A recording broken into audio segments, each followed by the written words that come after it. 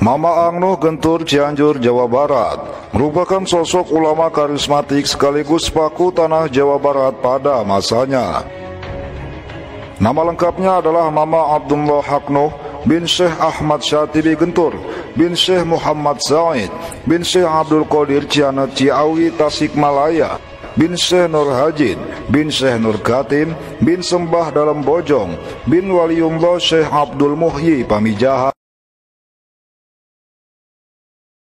bin Syekh Ahmad Syatibi Gentur bin Syekh Muhammad Zaid bin Syekh Abdul Qadir Cianet Ciawi Tasikmalaya bin Syekh Nur Hajid bin Syekh Nur Katim bin Sembah Dalam Bojong bin Waliullah Syekh Abdul Muhyi Pamijahan yang tembus hingga Rasulullah Sallallahu Alaihi Wasallam.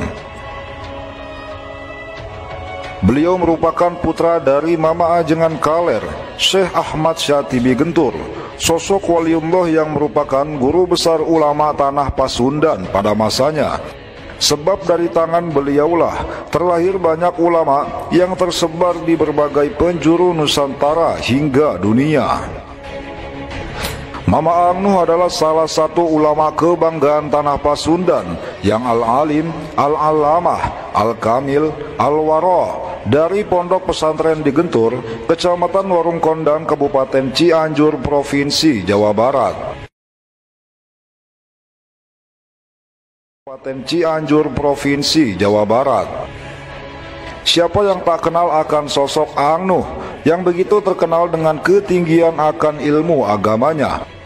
Bahkan dari segi karomah pun sudah banyak orang yang membuktikan dan menyaksikannya.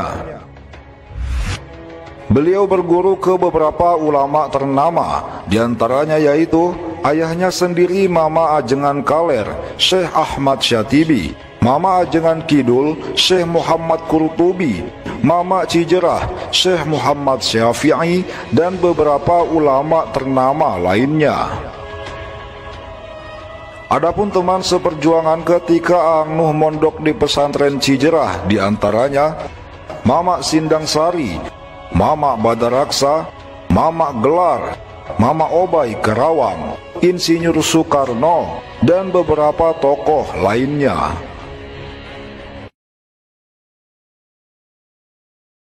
Mama Badaraksa, Mama Gelar, Mama Obai Kerawang, Insinyur Soekarno, dan beberapa tokoh lainnya. Semasa hidupnya, Angnuh begitu masyhur sebagai ulama yang sangat harum namanya. Bahkan setelah kewafatannya pun, banyak dari kalangan masyarakat, pejabat, hingga ulama yang silih berganti menziarahi makamnya. Terlebih saat acara Haul Angnuh tiba, kaum muslim dari penjuru Nusantara hingga dunia begitu antusias menghadiri untuk mengenang dan mendoakan sosok karismatik yang satu ini.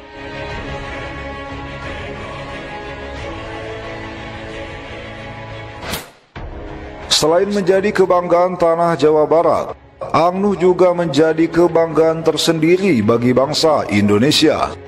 Sebab terkenal sebagai ulama berilmu agama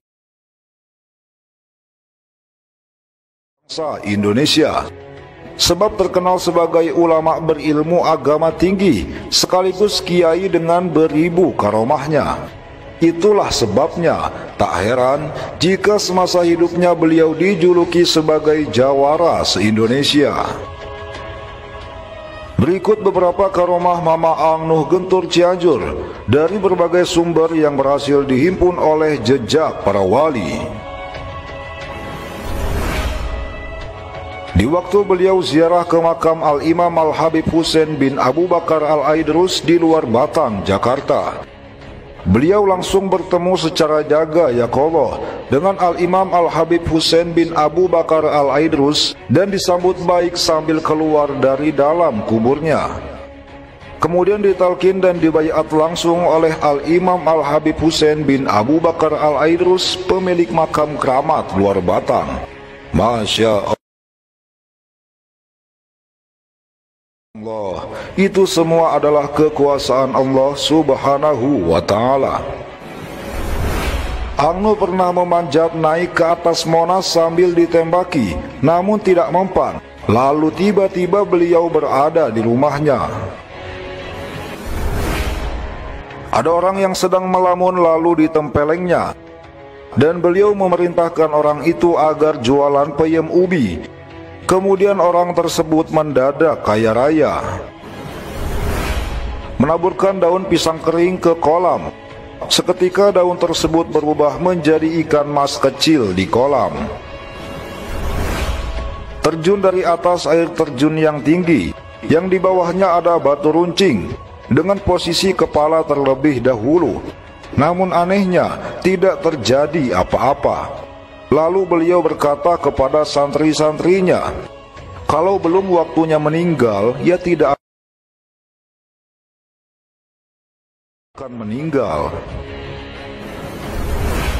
Pernah suatu ketika, beliau menendang masjid yang tak kunjung usai pembangunannya, sambil berkata, ini masjid apa kandang hewan? Tidak lama dari kejadian itu, ternyata ada mobil yang mengirim bahan-bahan bangunan, dan bangunan masjid pun terselesaikan. Ada sebuah kisah yang sangat mengherankan. Sewaktu Ang Nuh pergi haji bersama beberapa muridnya, tiba-tiba ada dua orang pria yang menghampiri dan mencium tangan beliau. Bingunglah murid-muridnya, sebab kedua pria itu asing bagi mereka dan baru pertama kali melihatnya. Lalu salah seorang murid mengejar kedua pria itu dan bertanya dengan bahasa Arab, mengapa Anda berdua tiba-tiba mencium tangan guru saya? Lalu kedua pria itu menjawab, tadi kami didatangi seseorang, dan orang itu menunjuk kepada guru Anda. Lalu ia berkata, ciumlah tangan beliau, karena beliau termasuk tentara Imam Mahdi di akhir zaman. Masya Allah. Ada sebuah kisah yang disaksikan oleh seorang kakek. Ketika dahulu tahun 1978, saat si kakek mengawal pangersa Syekh Ang Nuh ziarah ke kakeknya, yaitu ke makam Syekh Abdul Qadir Cihanut Ciawi Tasikmalaya. Ada keajaiban, yaitu si kakek melihat langsung Syekh Ang Nuh sholat tahajud di atas air, yaitu di mata air Cihanut. Air yang dipijak Syekh Ang Nuh seperti sajadah yang menahan tubuh Syekh Ang Nuh. Ada satu kisah terkait karomah Ang Nuh Gentur dengan karomah Mamak Gelar. Beliau berdua merupakan dua ulama masyhur dari Cianjur. Suatu ketika ulama masyhur dari Cianjur. Suatu ketika saat Mama Gelar mengadakan sebuah acara di pondok pesantren Gelar, beliau mengundang Ang Nuh Gentur untuk hadir. Lalu pada hari yang telah dijadwalkan, acara pun berlangsung dengan dihadiri banyak ulama lainnya. Disitulah karomah dua ulama karismatik ini terlihat.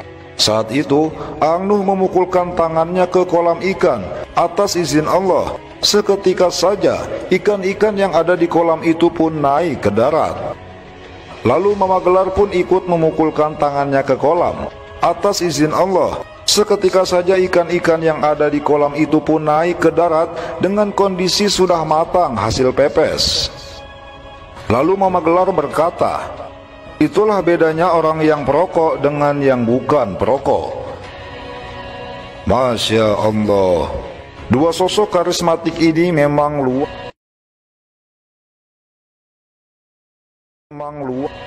Masya Allah.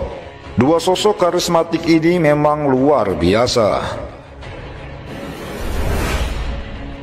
Dikisahkan, suatu hari Ang Nuh dan Mamak Gelar sedang berbincang bersama. Di sekitar tempat itu ada sebuah pohon kelapa. Mama Gelar menawarkan buah kelapa kepada Ang Nuh. Lalu Ang Nuh pun mempersilahkan Mama Gelar mengambilkan buah kelapa untuknya.